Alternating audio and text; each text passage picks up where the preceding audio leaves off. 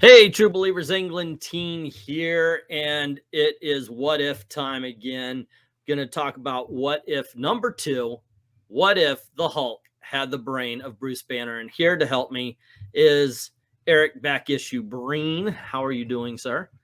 I'm doing well. This is one of the comics that the question has already been answered because this has actually happened in regular continuity. But at the time, this had only happened in about a 2 or 3 issue story arc back in Tales to Astonish, when Bruce Banner was shot in the head as he was turning into the Hulk, and it left him with Bruce Banner's brain. But if he ever changed back, it was going to kill him. So that was really the closest we'd ever gotten to this story before that. So this was virtually a new idea at the time. Yeah. Okay, so as always, I start off with a cover, and I gotta tell you, I thought the first cover, you have Spider-Man bursting out of the pages of Amazing Spider-Man #1, along with a Fantastic Four with 5s on their chest. It told the story in one image. This is a panel out of the comic book, and it's a panel that doesn't happen. I'm not a big fan of this cover. What do you think? I love it. It doesn't happen in the book per se, but it tells you enough about the story. To me, that tells me, take this off the spinner rack, go put down my 50 cents and see what happens on the inside. Yes, 50 cents, because it's damn near double size. All right, so we go on in. We're different sides for the cover, but we start off, and as every what if goes, we have to show a little bit about how we know the Hulk and how familiar he is. So basically, we're seeing him just burst out, causing all sorts of higgledy-piggledy. Now, this is amazingly stupid. I think this is one of those things, like right now, we know the Hulk is uber powerful. In some cases, I think he's actually been made way too powerful. But for even a cop to think he can hold the Hulk by the arms and around the neck, there's a lot of stupid going on right here. And then you have the cop right down on the bottom, who obviously doesn't care about the safety of the other 2 officers, firing a bullet into we know he's bulletproof Incredible Hulk. But this is the thing. This does, and this is the part where we learn who the Hulk is. So he easily throws off the cops and he jumps away. And one of the big storylines of the Hulk in the 1960s and 70s was he just wanted to be left alone. So you would always have him fight monster of the week, bad guy of the week, supervillain of the week, and then he would go off in some isolated area. Hulk always hunted. Hulk want to be alone, that kind of thing. Now, in those cops' defense, one of the other things that was a staple of the Hulk in these days was it seemed like everybody had to be convinced by seeing it for themselves. Mm-hmm. Because there was even something in this story that said, I always heard that he was bulletproof, but I didn't believe it until now. Yeah. It's like these guys, they have to, it's like that guy in the bar that, you shouldn't mess with him, but somebody's going to. Yeah. Because they have to find out for themselves. And like I said, it was a way to introduce what the Hulk had, I get attacked by cops or men in green uniforms. I just want to be left alone. And then, so it's just the setup for the watcher. Yeah, basically. So Hulk is sitting there, and Hulk doesn't know. Hulk is trying to think about. It just seems something Hulk should do, but Hulk don't know why. And the watcher says, I could tell you the answer to your dilemma, my green-skinned behemoth. I could inform you in words, even you might comprehend the reason why you lack. I think that it's supposed to say lack, but it says rack. The green matter within your jade-colored skull. Yes. Anyway. Okay. Rack is was a slang word. Yeah, like I'm racking my brain. Yeah. Okay. Yeah. Okay. I think I remember that. Why you feel a relentless compulsion to think, to try to understand the hostile world about you, but you do not hear me speak. Do you, Hulk? For I do not will let you do so. After all, is it not my sworn duty merely to stand? Let me get down there. Merely to stand observing the births and lives and deaths of men in the universes, am I not fated forever to know the future in its infinite variations, yet bound by a sacred oath never to interfere? In short, am I not the Watcher? Dude, he interferes a lot for somebody who doesn't want to interfere. And that's, so he goes on basically pondering what the Hulk is and who the Hulk is, and then he gives us the origin of the Hulk. And of course, we know that they want to set off a gamma bomb that is strikingly phallic in this particular issue. We're going there. Okay. And then, all right, we see that they're about to shoot the bomb. And we do get a little introduction to Betty, find out who she is. General Ross, we know that Betty's the boyfriend of Bruce Banner.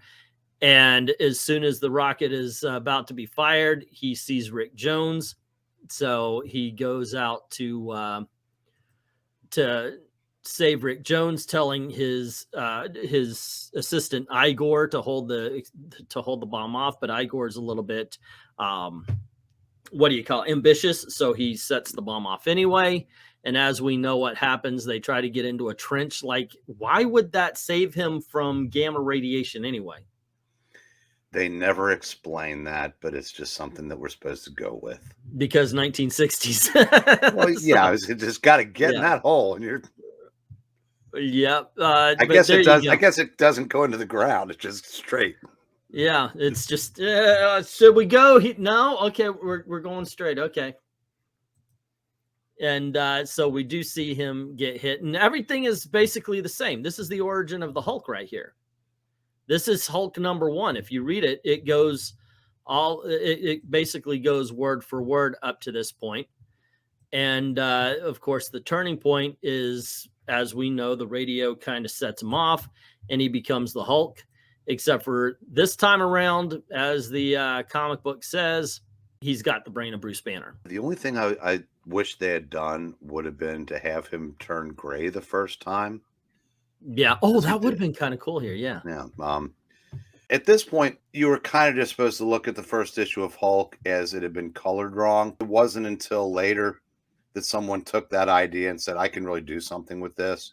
Yeah. Yeah. And that was Peter David with the That was Peter David. So, yeah. So I guess that's why they did not do that here. And then after we get the origin story, and then we get the explanation of what happened, how he became the Hulk, how he was hunted, get the Watcher saying, but hold, what if only the body of Bruce Banner had been affected by the gamma rays? What if his mind had remained whole, though trapped in a misshapen form? Like, other than green, it's like the best workout of all time. So he changes again, and boom, he's like, holy, I've changed all right, grown enormously, and my skin, it's green all over. The only thing that hasn't changed is my brain. You know, he opened his pants and looked down at least once.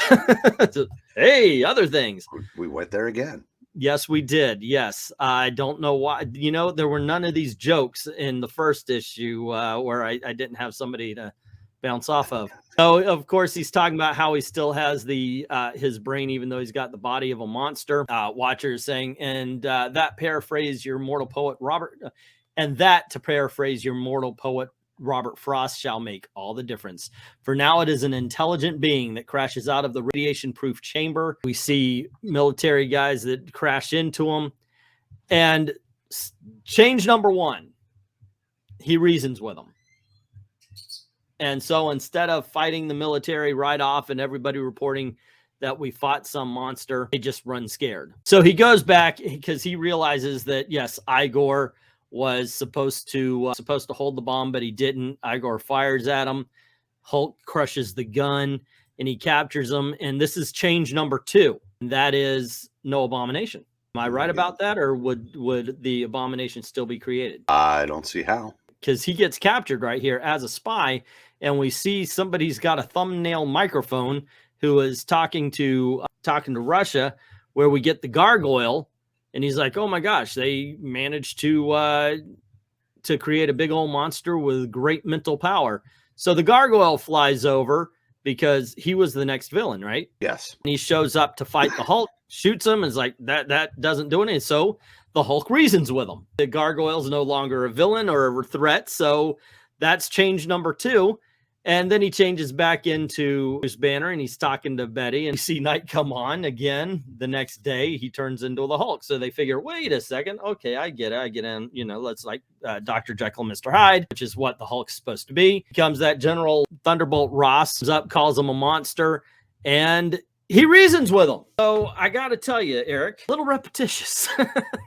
Well, but that's kind of the whole idea, that it was repetitious, solving all of his problems through violence and aggression, where now, since he has Bruce's brain, he can reason. I love the part where he goes, like, GD, man, when I'm Bruce Banner, you call me a milksop. Now I've got all this power and you call me a monster. What does it take to satisfy you? Like, the next 3 panels should have been him going, psh, psh, psh. He says, I know you got this way because of that gamma bomb blast while you were saving that teenager. You're a brilliant man, one of America's most valuable. Even in this grotesque form you wear, you got in the service of your country. And he kind of respects him through this. The one thing about the repetition is, you're right. The basically Hulk before outside the actual real Hulk that we know is basically Grape Ape. People go up to him, a gorilla, la, la, la, bang, bang, bang, bang, bang. He fights them, and that's it. So we do see Bruce Banner and Betty. They're enjoying life together. They get married. They actually buy a house that has reinforced furniture. So at nighttime, when he changes the Hulk, they can actually live there. So everything seems to be going aces. We see the Hulk meet up with Fantastic Four. Reed Richards says, hey, I've got this buddy. He's a big old rock monster. Can you come and help me cure him? So they set up Ben Grimm to actually try to cure him. And they do, because he also has the brain of Bruce Banner. We see that Loki in this panel right down here. Okay, there we go. We cured the thing. And we see that Loki tried to take over the brain of the Hulk like he did in Avengers #1, right? Mm-hmm. But he can't, because his mind is too strong now as Bruce Banner.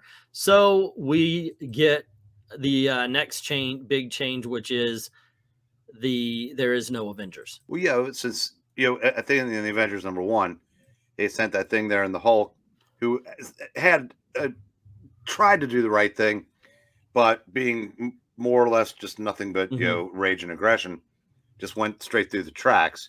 Whereas this time he was smart enough to just land, like I said, land softly. I don't know how a half-ton monster lands softly. Well, wouldn't it be smarter just to say he lands before the bridge and then walks out? But okay, let's go with land softly.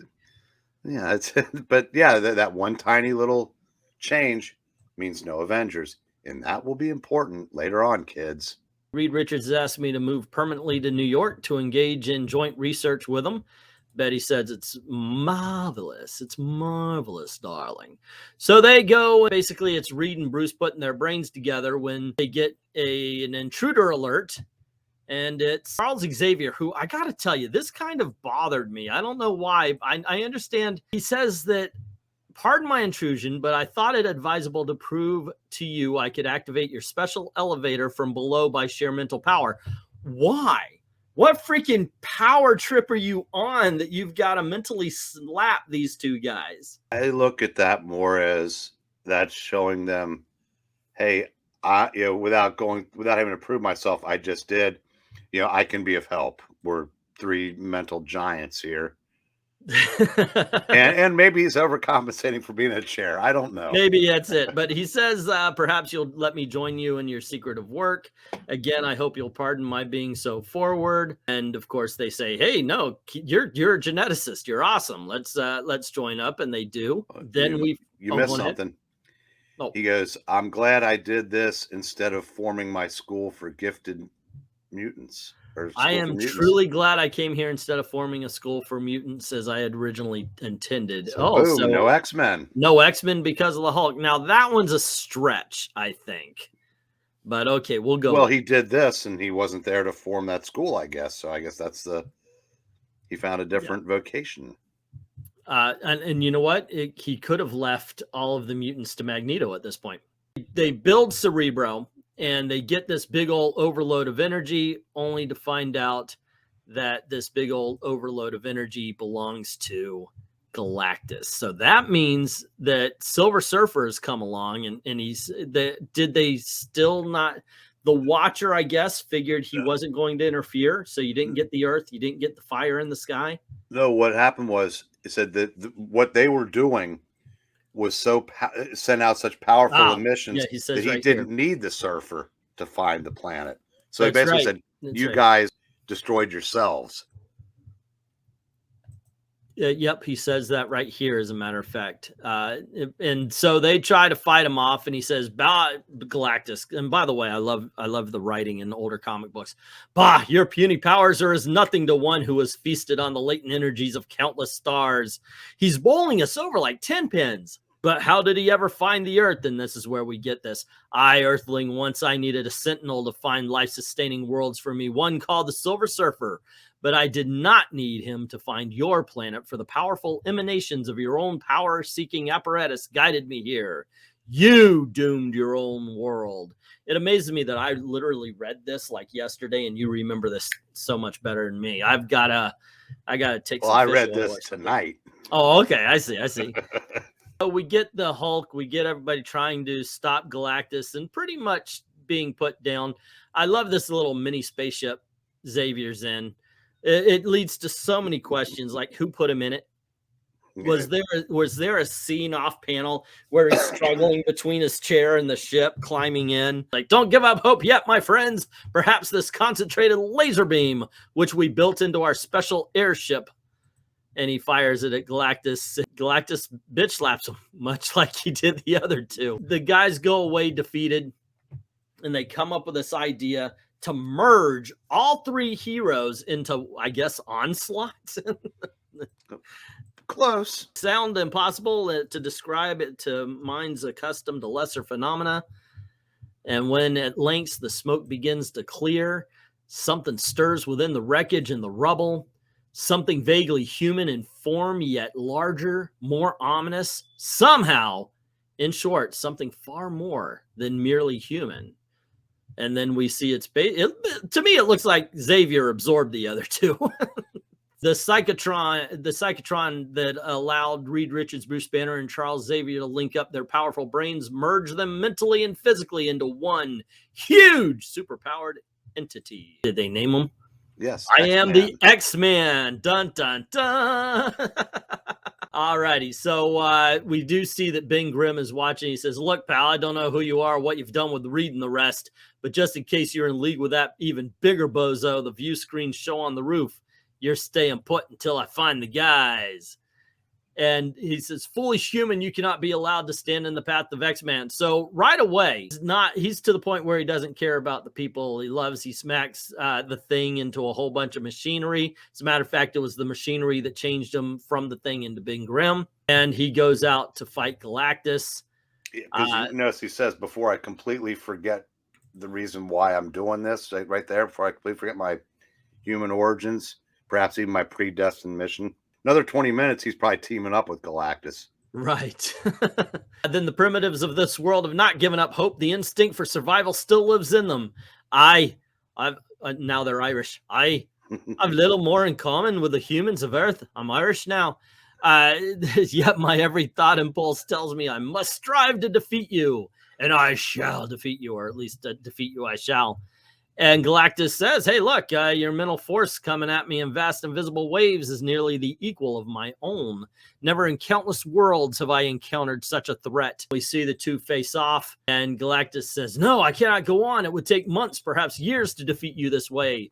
And by then I would have depleted my energy." And that's actually one thing I do like that they started doing, and they throughout continuity with Galactus. He would start off massive, but the more his energy depleted, the smaller he would get. All righty. So he goes off on his own. The three split up, and they find out that none of them have their powers anymore. Reed can't stretch. Xavier lost his mutant ability of telepathy, and the Hulk can't change. Only the one that is happy about it is Bruce Banner. The other two like their superpowers. But also we find out that the Thing has changed as well. So the ladies are looking for their men. They see Ben Grimm is changed back into the Thing.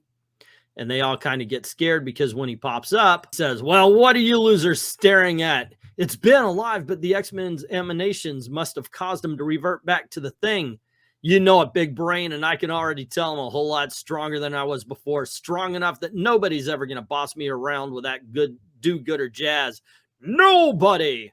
And of course, everybody's like, no, this can't be. And he's like, and they offer to cure him. He's like, cure me? Who says I want to be cured by a pack of weak-kneed humans? He smacks them around a little bit, jumps out the window. And they realize that basically they've got the Hulk on their hands all over again. And General Ross starts up Operation Thing, where he promises to take down the thing, even if it takes a lifetime. Thus, the Watcher says, there is perhaps a cosmic scale somewhere in an inescapable balance which decrees for every gain there must be a loss. Yet, if there is, then even a Watcher can only rail in vain against it and ask the despairing question, why? And his only answer is the silence of the unspeaking stars. There you go. And that is issue number 2 of What If, ladies and gentlemen. Quick review there, Eric. What do you think? A quick review. That's a pretty clever story. The early issues of What If, and you pointed this out yesterday, they didn't seem to be big on happy endings. Not very, no. And we're about to explore another one, in our next one. I thought it was clever the way they did it to where it was basically the Thing becomes the Hulk. But what I did notice says, and I can already tell I'm much stronger than I was before. Yeah, but now you're almost skinny. I mean, they maybe should have made him more massive. Yeah, so he actually looked like he's got the Hulk's power to him somewhere. I think it was clever that bringing the 3 great intellects together, turning them into one giant character. I thought that was kind of neat. I thought this was a well done story because you got to care about Bruce Banner as the Hulk, kind of almost where you kind of felt bad that he wasn't going to get to be the Hulk anymore with Bruce Banner's brain, because I guess he probably was happy about not having his powers anymore. He'd adjusted to it very well, and it looked like that's something he could have eventually gotten control of. Through Peter David, we actually saw him living well as the Hulk. And I like how just by the butterfly effect, no Avengers, no X-Men, which I thought they took the time to do. So I give it I'd say it's thumbs up. Yeah, I enjoyed it also. I found this one to be all right. Of course, it's a little repetitive, like I said at the end, and it seemed like this would be the way things would go. Oh, wait, hold on, leader. You don't have to be a villain here. I'm a smart guy too. Let's talk, which you would think that would be the kind of thing that would happen. Now, Bruce Banner has the power to deal with things and to reason with people. What else down the line? Think about something. What else would happen because the Hulk wasn't there? Magneto owns the freaking world as far as mutants are concerned. But where are those mutants? Since Xavier didn't form the school, there was nobody for Magneto to battle in that first issue. And well, that would just mean that Magneto himself would have succeeded in he attacked an army base. Okay, but there's all, like I said, the Brotherhood of Evil Mutants didn't come together. So there's a lot of dominoes fell in different directions. So theoretically, and they didn't touch on Magneto in this story, which maybe they should have found a way to work him in, to say like why Xavier's decision might have had some kind of effect that maybe might have changed Magneto's way of thinking, and he decided he did not want to take over the world. I said, he attacks that army base because that's what he wanted to do anyway. It's just the X-Men aren't there to stop him. Yeah. I think that's one of the things that happens. Fantastic Four, from Galactus to Annihilus. Now you have him invading. You have a lot of there's a lot of stuff going on. So you would have to think also Iron Man is still out there. There are the Giant Man and the Wasp are still out there.